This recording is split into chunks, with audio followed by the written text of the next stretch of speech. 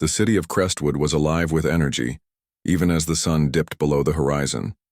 Its streets buzzed with activity, cars honking, people chatting, and neon signs flickering to life. It was a place full of contrasts. Towering skyscrapers stood next to crumbling apartment buildings, and wealth mingled uneasily with poverty. In the heart of this bustling city lived Emma Carter, the daughter of Mayor Harold Carter. While many expected her to live a life of privilege, Emma chose a different path. She spent her days working tirelessly as a community organizer, trying to make Crestwood a better place for everyone. Emma wasn't like most people in her position. She didn't shy away from difficult conversations or uncomfortable situations. Instead, she embraced them. Every evening, she visited neighborhoods that others often ignored, the ones where crime rates were high and opportunities were scarce. She listened to the stories of those who felt forgotten by the system. Her goal was simple: to understand their struggles and find ways to help. On this particular evening, Emma had just finished attending a meeting with residents of one of Crestwood's predominantly black neighborhoods. The discussion had been passionate and raw, filled with voices demanding change. As she walked back to her car, she felt a mix of emotions: hope for what could be achieved, but also frustration over how much work still needed to be done. Still, she reminded herself that progress took time. Before heading home, Emma decided to stop at a small cafe on the corner of 5th Street. It was a cozy spot, known for its strong coffee and warm atmosphere. She ordered her usual, a latte with an extra shot of espresso, and sat by the window watching the world go by. The cafe was quiet, offering her a moment of peace after such an intense day. When she finished her drink, Emma stepped outside into the cool night air. The streetlights cast long shadows across the pavement, and the sound of distant traffic filled the silence. As she walked toward her car, parked a block away, she noticed someone approaching her. It was a man in his late 30s wearing a worn-out jacket. He flagged her down, clearly wanting to speak with her. "Excuse me," the man said, his voice hesitant. "Are you Emma Carter?" "Yes, I am," she replied, smiling warmly despite the unexpected encounter. "How can I help you?" The man explained that he lived in the neighborhood she had visited earlier that evening. He wanted to thank her for listening to their concerns and assured her that her efforts meant a lot to the community. They exchanged a few more words before parting ways. Emma felt a sense of fulfillment knowing that her work was making a difference, even if it was just one person at a time. But as she turned to continue walking, something unexpected happened. A police cruiser pulled up beside her, its headlights illuminating the darkened street. 2 officers stepped out of the vehicle, their expressions stern. One of them, a tall man with sharp features, introduced himself as Officer Kyle Monroe. His partner, shorter and stockier, was Officer Brian Hicks. "Ma'am, we need you to come with us," Officer Monroe said, his tone leaving no room for negotiation. Emma blinked in confusion. "What? Why? Is there a problem?" "We received reports of suspicious activity in this area," Monroe replied, his eyes narrowing as he looked at her. "You fit the description." Emma frowned, feeling a knot form in her stomach. "Suspicious activity? What are you talking about? I was just leaving the cafe." Monroe ignored her protests, glancing instead at the empty street around them. "We'll need to take you in for questioning." "This is ridiculous," Emma said, her voice rising slightly. "I'm Emma Carter. My father is Mayor Harold Carter. You can call him if you don't believe me." Hicks let out a derisive snort. "Yeah, right. And I'm the President of the United States." Emma's heart sank. Their dismissive attitude made it clear they weren't taking her seriously. She tried to stay calm, reminding herself that losing her temper wouldn't help the situation. "Look, I don't know what's going on here, but you're making a mistake. Please, just check my ID." Instead of reaching for her wallet, Monroe took a step closer, his hand resting on the holster of his gun. "Hands where I can see them," he barked, his voice sharp and commanding. Emma froze, fear gripping her chest. Slowly, she raised her hands, her mind racing. This couldn't be happening, not here, not to her. But as she stood under the harsh glare of the streetlights, she realized that none of that mattered. To these officers, she was just another face in a neighborhood they viewed with suspicion. "You're under arrest," Monroe continued, pulling out handcuffs. "For solicitation." "What?" Emma exclaimed, her voice trembling. "That's insane. I wasn't doing anything wrong." "Save it for the station," Hicks muttered, opening the back door of the cruiser. As they forced her into the vehicle, Emma caught sight of a group of bystanders gathering nearby. Some were filming the scene on their phones, while others shouted angrily at the officers. Among them was Maria Lopez, a local resident who had attended the meeting earlier that evening. She recognized Emma immediately. "That's the mayor's daughter," Maria yelled, pointing at the cruiser. "You're harassing her because of where she is, aren't you? This is racist." Her words seemed to have little effect. The officers ignored the growing crowd and climbed into the front seat of the car. As the engine roared to life, Emma leaned her head against the window, tears streaming down her face. Her phone buzzed incessantly in her bag. It was her father calling. But there was nothing she could do about it now. Back at City Hall, Mayor Carter paced anxiously in his office. He had been trying to reach Emma for the past hour without success. Each unanswered call only deepened his worry. Finally, unable to bear the uncertainty any longer, he picked up the phone and dialed Chief Daniels, the head of the police department. "Chief, I need your help," Carter said, his voice tight with concern. "My daughter isn't answering her phone. Have you heard anything unusual tonight?" Daniels hesitated before responding. "Actually, sir, there's been an incident involving a young woman matching Emma's description.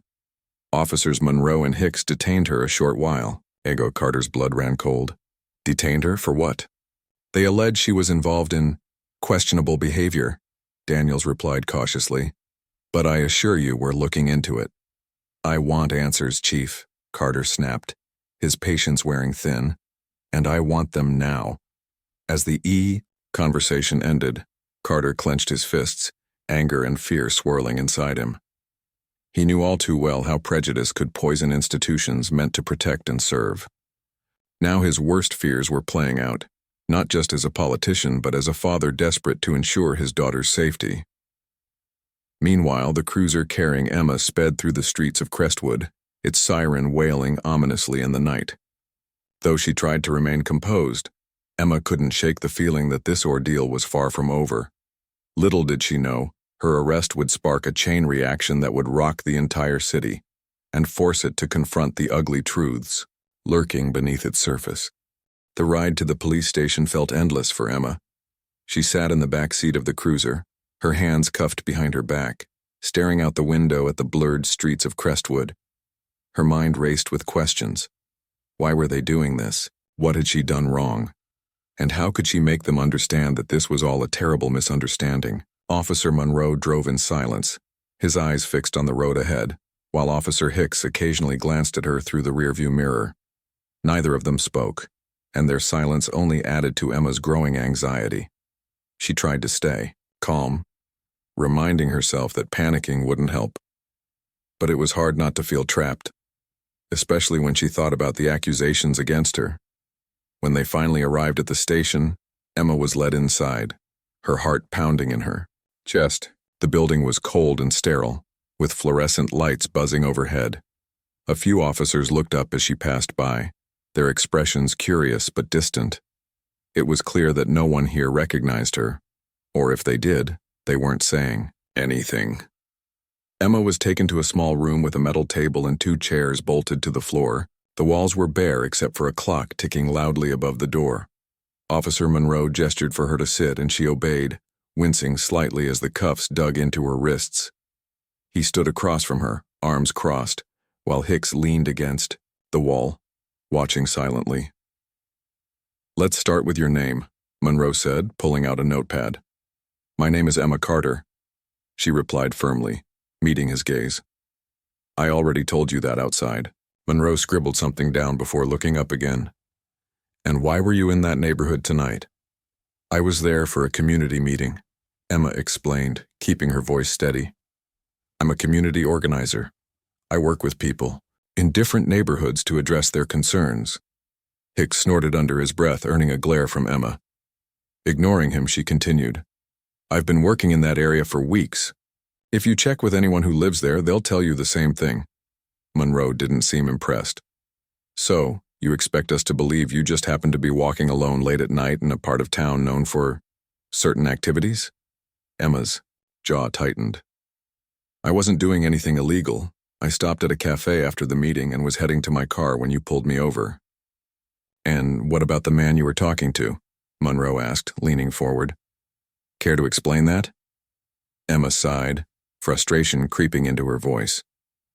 He approached me to thank me for listening to the community earlier. That's it. Nothing more. Monroe exchanged a glance with Hicks, who smirked.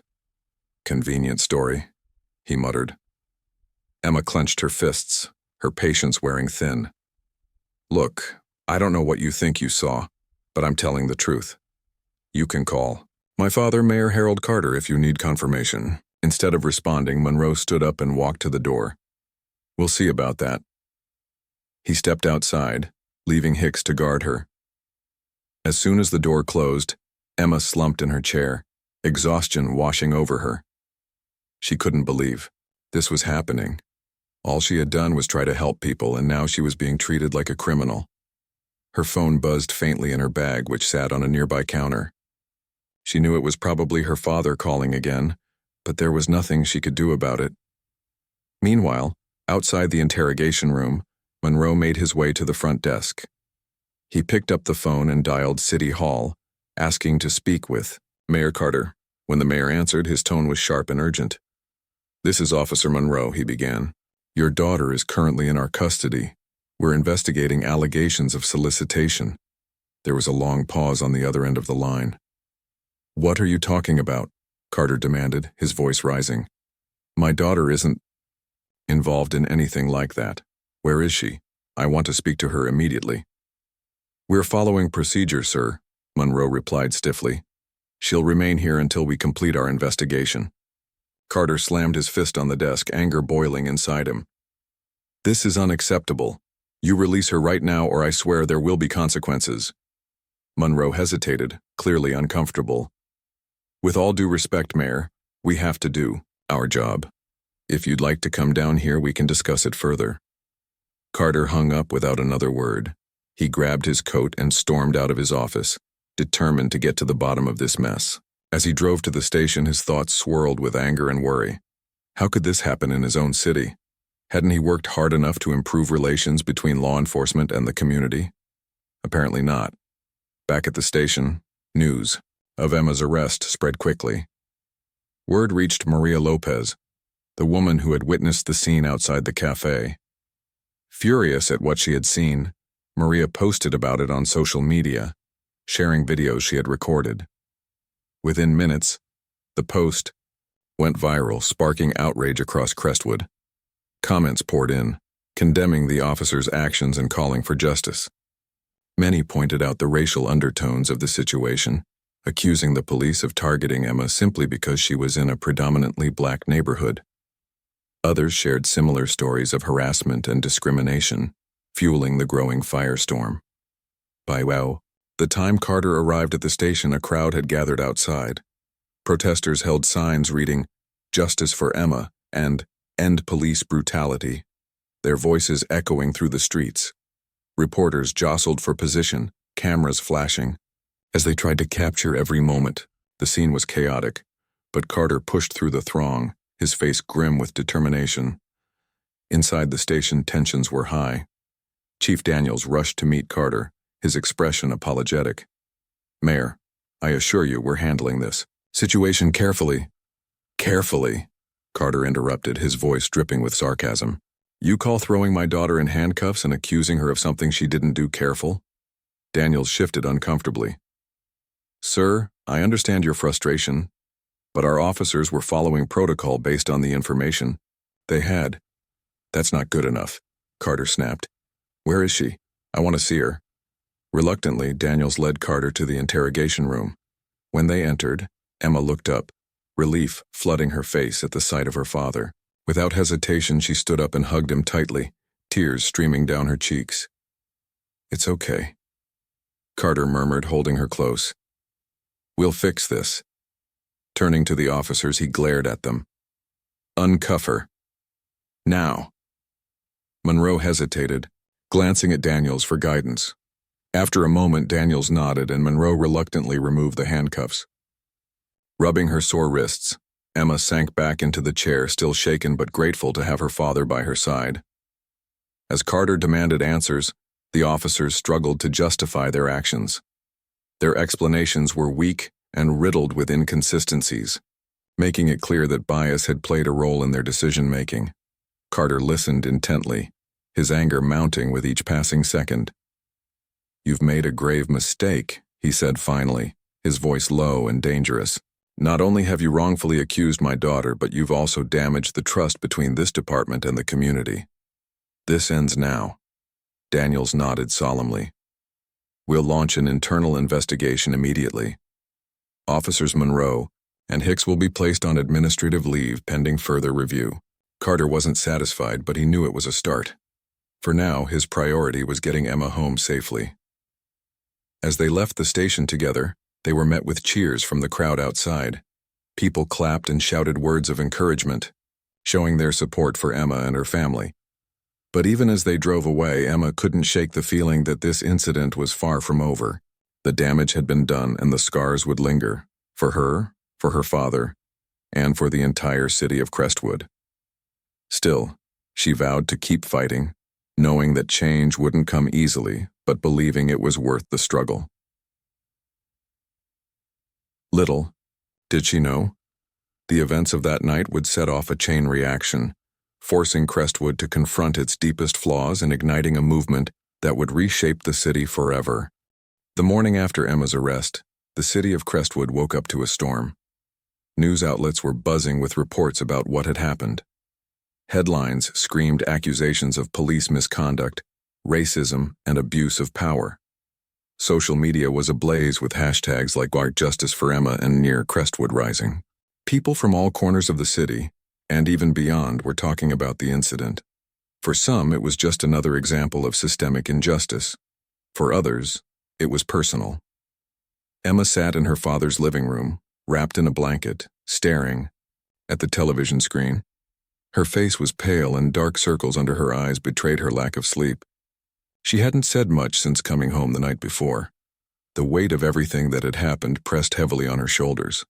Her father, Mayor Harold Carter, paced back and forth, his phone glued to his ear as he fielded calls from reporters, community leaders, and angry citizens demanding answers.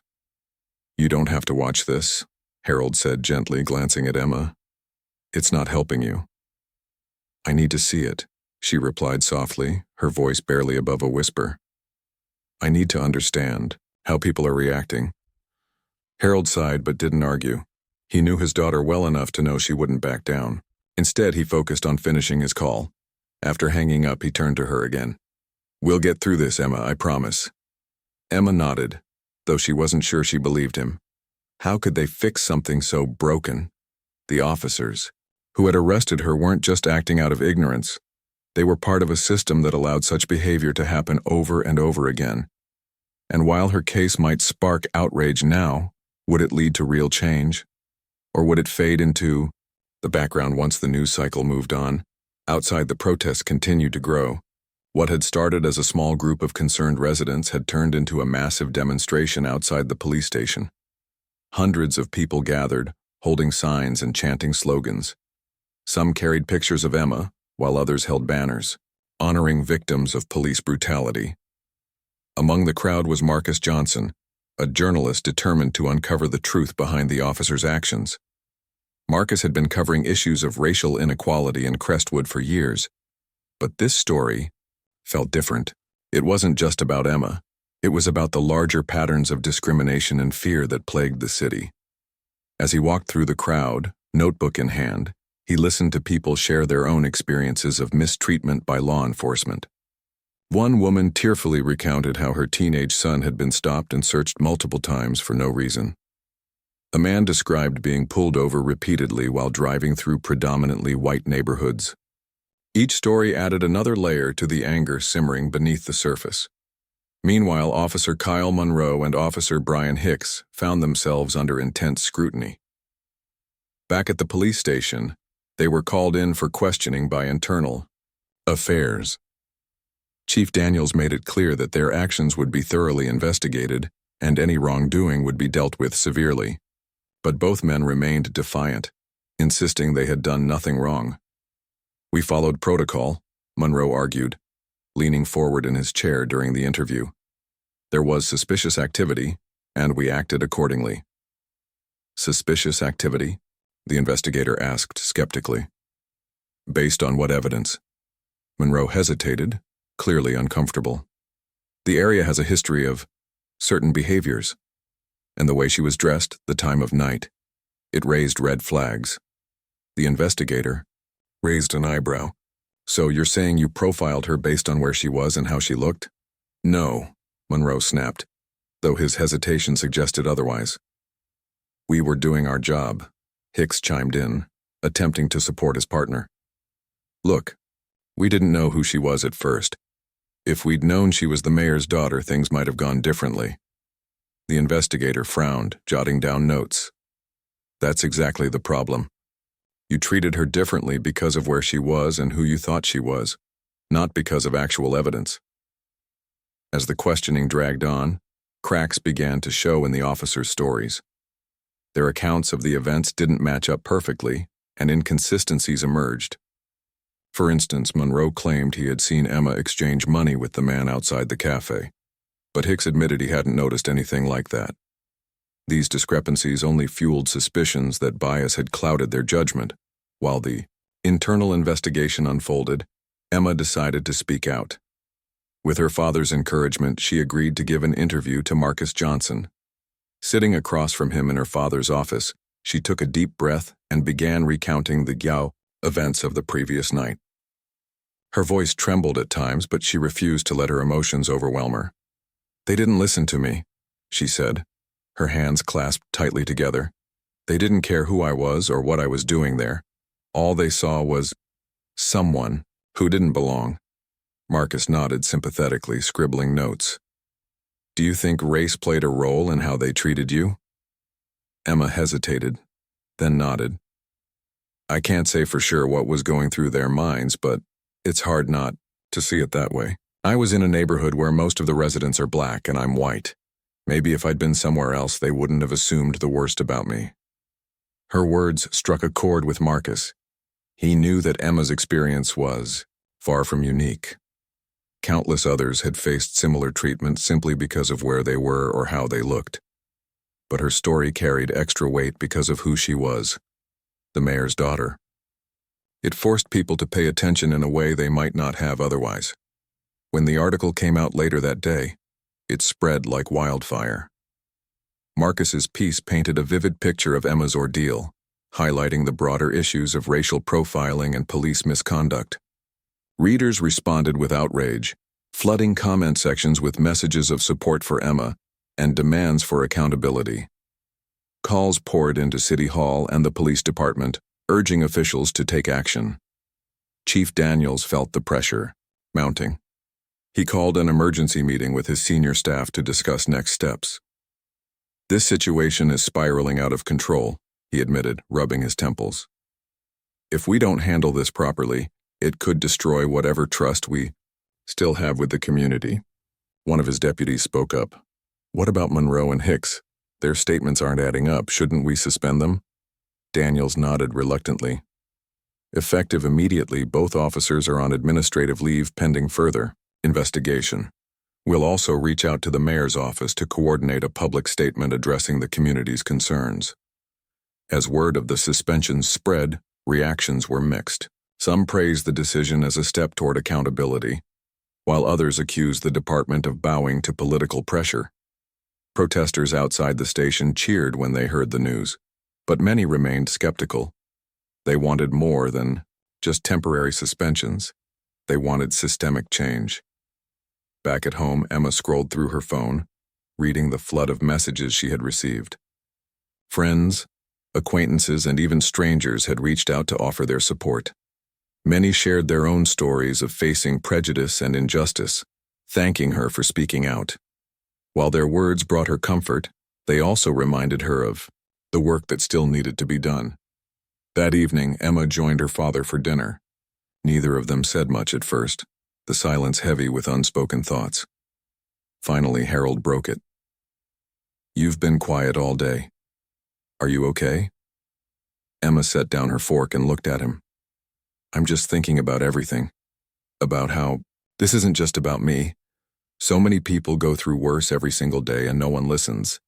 I want to make sure this doesn't end here." Harold smiled faintly, pride shining in his eyes. "Then we'll keep fighting. Together." Emma nodded, determination replacing the uncertainty she had felt earlier. Whatever challenges lay ahead, she knew she couldn't give up. The city of Crestwood was fractured, but maybe, just maybe, this moment could be the start of healing. The days following Emma's arrest felt like a whirlwind. The story dominated every conversation in Crestwood, from coffee shops to classrooms to city council meetings. People couldn't stop talking about it. For some, the incident was a wake-up call, forcing them to confront uncomfortable truths about their city. For others, it was confirmation of what they had always suspected, that the system was broken and needed to be fixed. Emma tried to keep busy, throwing herself into her work. As a community organizer, she spent hours on the phone with local leaders, planning rallies and town hall meetings to address police reform. But no matter how hard she worked, she couldn't shake the feeling that she was being watched. Every time she left her house, she noticed cars slowing down as they passed her, or people staring at her longer than necessary. It made her uneasy, but she refused to let fear take over. Meanwhile, Marcus Johnson continued his investigation into Officer Monroe and Officer Hicks. He wasn't satisfied with just reporting the surface-level facts. He wanted to dig deeper. After all, this wasn't the first time accusations of misconduct had been leveled against the two officers. If there was a pattern, Marcus knew it could strengthen the case for accountability. His search led him to an old filing cabinet tucked away in the basement of the police department. Though access to internal records was restricted, Marcus managed to get help from an anonymous source within the department, a young officer who believed in justice more than loyalty to his colleagues. The files revealed troubling details about Monroe's past behavior. It turned out that Monroe had been the subject of multiple complaints over the years. Residents accused him of using excessive force during arrests, making racially charged comments, and targeting individuals based on stereotypes. Yet none of these complaints had resulted in any disciplinary action. Each one had been dismissed after cursory reviews, often with little explanation. It seemed as though someone, or something, was protecting him. But the most shocking discovery came when Marcus stumbled upon documents linking Monroe to an organization called Blue Shield. At first glance, it sounded harmless, like a charity or support group for law enforcement officers. But as Marcus read further, he realized it was anything but innocent. Blue Shield appeared to be a secretive network designed to shield corrupt officers from scrutiny. Members shared tips on how to avoid investigations, covered for each other during incidents, and even intimidated whistleblowers into silence. Marcus's hands trembled as he flipped through the pages. This was bigger than he had imagined. Blue Shield wasn't just about Monroe. It represented a systemic issue that went far beyond Crestwood. If he could expose it, it might spark change not only in the city but across the country. Determined to gather more evidence, Marcus reached out to former officers who had left the department under suspicious circumstances. One of them, a man named Greg Miller, agreed to meet him at a quiet diner on the outskirts of town. Greg looked nervous as he slid into the booth across from Marcus, glancing around as if expecting someone to burst in at any moment. "You're taking a big risk by talking to me," Greg said, keeping his voice low. "If they find out." "They won't," Marcus assured him. "And if they do, I'll protect you. Just tell me what you know." Greg hesitated before nodding. "Blue Shield is real. I saw it firsthand. When I tried to report Monroe for planting evidence during a drug bust, they shut me down. They threatened my family, spread lies about me, and eventually forced me out of the department. That's why so many good cops leave. They can't stand working alongside people like that." Marcus listened intently, scribbling notes. "Do you think Chief Daniels knows about it?" Greg shrugged. "Maybe. Or maybe he's too scared to do anything about it. Either way, nothing changes unless someone forces it to. By the time Marcus left the diner, his mind was racing. He knew he had enough material for a bombshell article, but publishing it would come with risks. Blue Shield wouldn't take kindly to having its secrets exposed. Still, he felt a responsibility to share the truth, not just for Emma, but for everyone who had suffered because of the organization's influence. Back at City Hall, Mayor Carter was dealing with his own challenges. Public pressure had intensified, with protesters camping outside the building and demanding immediate reforms. Some angry citizens accused him of hypocrisy, claiming he had ignored similar issues until they affected his own family. Others praised him for standing up to the police department, urging him to push harder for change. Carter called an emergency meeting with Chief Daniels to discuss next steps. "We need transparency," he said firmly. "People are losing faith in the department and we can't afford that. I want a full review of every officer's record, especially Monroe's. And if Blue Shield exists, we need to dismantle it." Daniels shifted uncomfortably in his seat. "Sir, I understand your concerns, but going after Blue Shield, if it even exists, could create chaos. We'd be opening a Pandora's box." "That's exactly what we need to do," Carter replied. "If we don't, this city will fall apart. Trust me, Daniels. The alternative is much worse." Reluctantly, Daniels agreed to cooperate. Over the next few days, investigators combed through decades' worth of records, uncovering more evidence of corruption and misconduct. Officers linked to Blue Shield were identified, and several resigned rather than face questioning. The process was messy and painful, but it was a start. In the midst of all this, Emma decided to organize a march through Crestwood. She wanted to bring people together, not just to protest, but to heal. Flyers were distributed throughout the city, inviting residents from all neighborhoods to join. The response was overwhelming. Thousands showed up, carrying signs and chanting slogans like "One City, One Voice," and "Justice starts with us." As the crowd moved through the streets, Emma walked at the front, holding a megaphone. Her voice rang out, strong and clear. "This isn't just about me," she told the sea of faces. "It's about all of us, about creating a city where everyone feels safe and respected, where no one has to live in fear because of who they are or where they come from." Her words resonated deeply with the crowd. Many cheered, while others wiped away tears. For the first time in a long time, Crestwood felt united, not divided by race, class, or politics, but bound by a shared desire for change. But not everyone was happy about the march.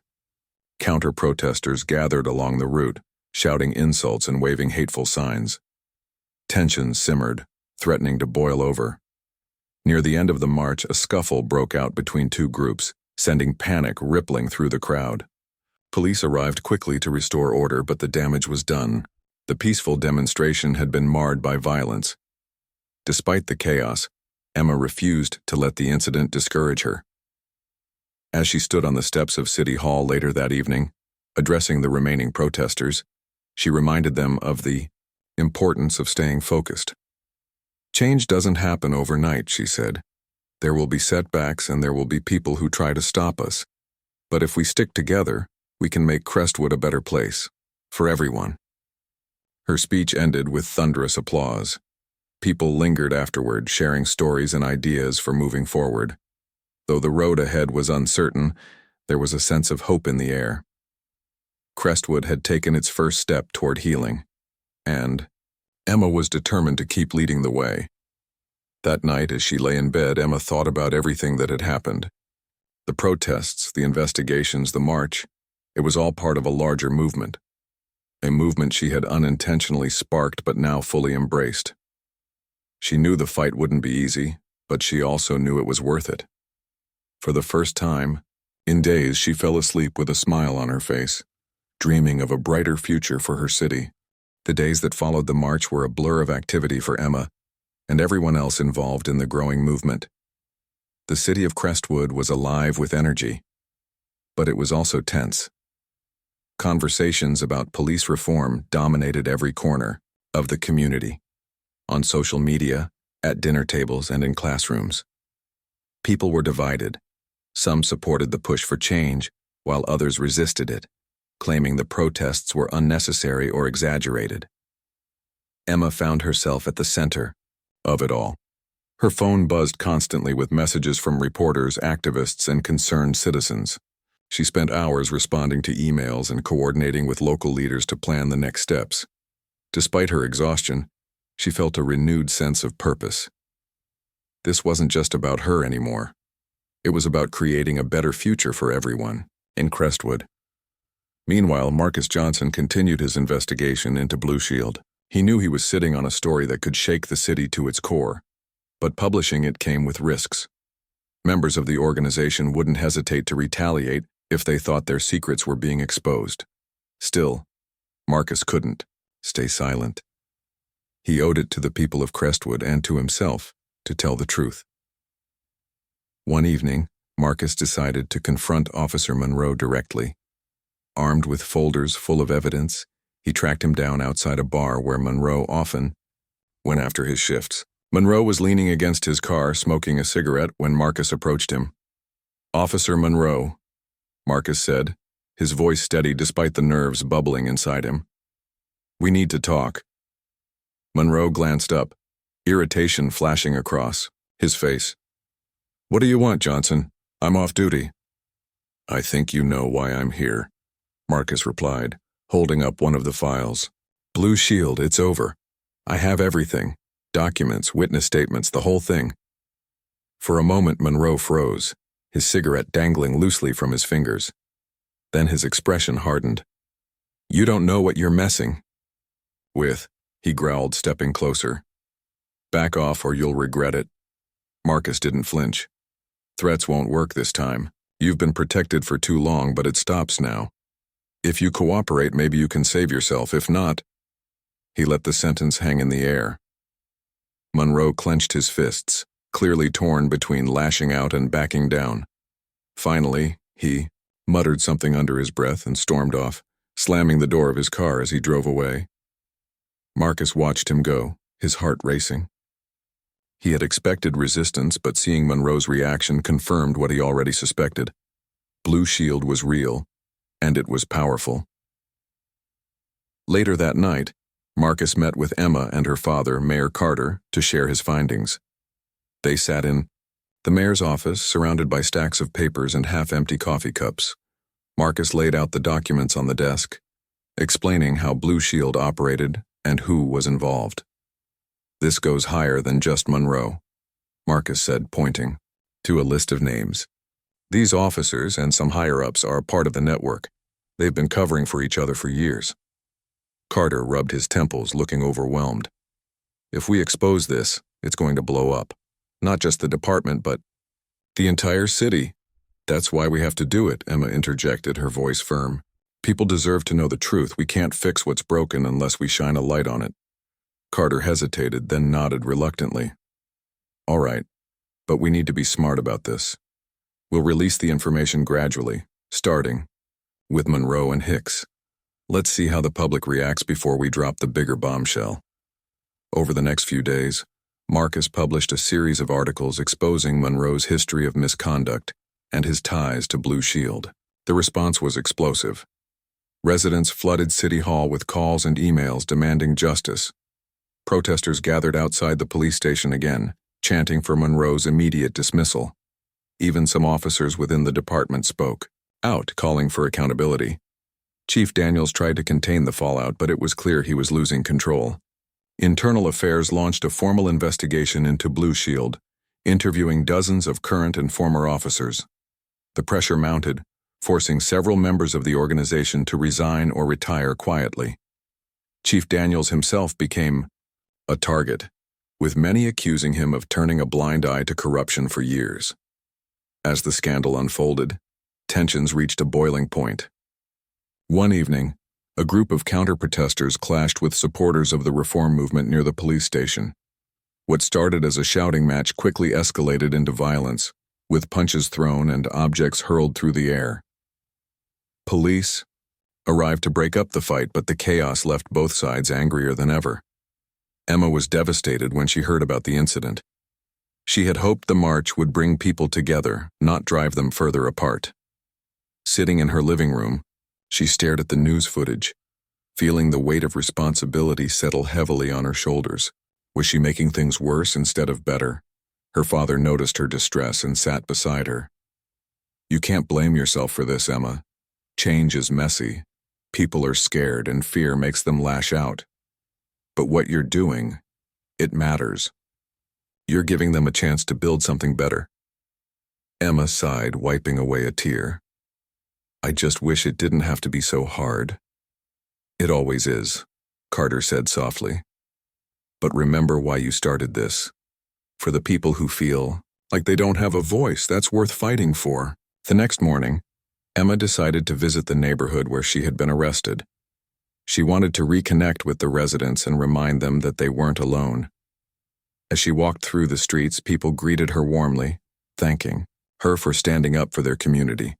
A young boy ran up to her, handing her a drawing of a smiling sun with the words, "Thank you, Emma," written in crayon.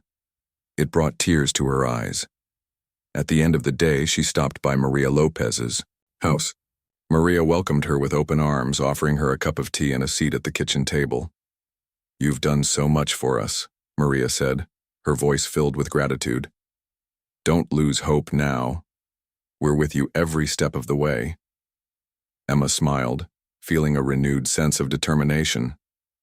No matter how difficult the journey became, she knew she couldn't give up, not when so many people were counting on her. That night, as she lay in bed, Emma reflected on everything that had happened. The arrests, the protests, the investigations. It all felt like pieces of a puzzle slowly coming together. Crestwood was far from perfect, but for the first time, she saw glimmers of hope. The city was beginning to face its flaws head-on, and though the process was painful, it was necessary. She closed her eyes, imagining what Crestwood could look like in the future, a place where trust replaced fear, where equality replaced division, and where justice truly belonged to everyone. It was a dream worth fighting for, no matter how long it took to make it a reality. The weeks that followed were a turning point for Crestwood. The city, once divided by fear and mistrust, began to take small but meaningful steps toward healing. The revelations about Blue Shield had shaken the police department to its core, forcing Chief Daniels to resign under mounting pressure. In his place, Mayor Carter appointed Sarah Bennett, a reform-minded officer known for her commitment to transparency and community engagement. It was a bold move, one that signaled a new era for law enforcement in the city. Sarah wasted no time implementing changes. She ordered mandatory bias training for all officers and established a civilian oversight board to review complaints against the department. She also introduced body cameras for every officer, ensuring accountability during interactions with the public. While some officers resisted these measures, many welcomed the opportunity to rebuild trust with the community they served. Emma continued to play a key role in the movement, using her platform to advocate for systemic change. She worked closely with Sarah and other leaders to draft policies aimed at reducing racial profiling and improving relations between residents and law enforcement. Her efforts earned her widespread respect, not just in Crestwood, but across the country. Journalists from national outlets traveled to the city to interview her, calling her a symbol of hope in the fight for justice. Marcus Johnson's investigation into Blue Shield became a landmark moment in Crestwood's history. His articles sparked outrage but also inspired action. Lawmakers at the state level took notice, introducing legislation to address police misconduct and increase funding for community programs. Marcus himself received threats and criticism, but he remained steadfast, knowing his work was making a difference. Officer Kyle Monroe faced criminal charges for his actions during Emma's arrest, as well as for previous incidents of misconduct uncovered during the investigation. Officer Brian Hicks resigned quietly, unable to cope with the scrutiny and shame. Both men became cautionary tales, reminders of the consequences of unchecked power and prejudice. As the dust settled, Crestwood began to transform. New murals appeared on walls throughout the city, celebrating diversity and resilience. Community centers opened their doors to host workshops on conflict resolution and cultural understanding. Residents who had once avoided certain neighborhoods now ventured into them, eager to connect with neighbors they had never met before. One evening, Emma stood on the steps of City Hall, watching as a crowd gathered for the unveiling of a mural dedicated to unity. The artwork depicted people of different races, ages, and backgrounds coming together, their hands reaching out to form a circle. Beneath it were the words, "Together, we rise."